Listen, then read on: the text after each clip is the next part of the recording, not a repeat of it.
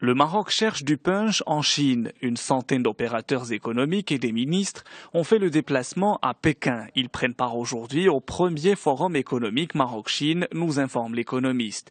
Une trentaine de conventions seront signées. La délégation marocaine va tenter de séduire les investisseurs de l'empire du milieu, écrit Challenge. Mais la tâche n'est pas facile. La Chine exporte au Maroc un peu plus de 6 fois ce qu'elle importe du royaume. Une relation déséquilibrée, mais elle est un peu la même à travers le monde, commente l'hebdomadaire. Mais face à une concurrence de cette taille, que faut-il faire? Élément de réponse dans le numéro de cette semaine. Autre partenaire séduit par la compétitivité du Maroc, les pays du Golfe. Dans une feuille de route qu'elle vient d'adopter, la Fédération des chambres du Conseil de coopération du Golfe prévoit d'investir 120 milliards de dollars au Maroc durant les 10 prochaines années. Il s'agit d'une nouvelle manne pour le Maroc érigée en destination prioritaire stratégique pour les investisseurs du Golfe, commentent les Échos.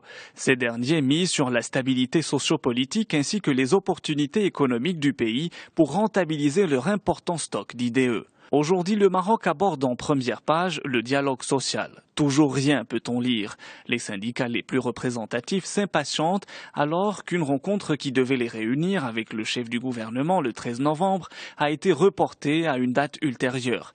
Ils menacent en cas de statu quo de convoquer leurs instances dirigeantes afin de prendre les décisions qui s'imposent. Les centrales syndicales demandent d'abord une hausse générale des salaires, une baisse de l'impôt sur le revenu et le respect des libertés syndicales avant de parler de la réforme des retraites. Toujours dans l'actualité nationale, à retenir un chiffre publié par la Tribune. Le montant des devises détenues à l'étranger qui ont été rapatriées à fin novembre est de 4 milliards de dirhams. L'hebdomadaire nous apprend par ailleurs que la prescription libératoire court jusqu'au 31 décembre 2014. Mais l'Office d'échange vient de décider d'allonger le délai au 31 janvier 2015. Non pour se conformer à l'article de la loi de finances 2014, explique la Tribune, mais seulement pour réaliser effectivement le rapatriement de devises. La reconnaissance de l'État palestinien fait couler beaucoup d'encre en France. Après la Suède et le Royaume-Uni, le Parlement français pourrait reconnaître la Palestine, nous informe Le Monde.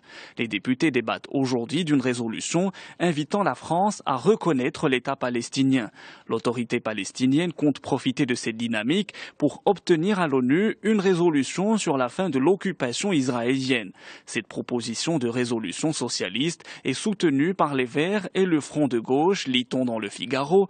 La droite s'interroge pour sa part sur la pertinence d'un débat qui risque selon elle d'affaiblir la voix de la France. De son côté, Israël dénonce la multiplication en Europe d'initiatives inutiles et dangereuses.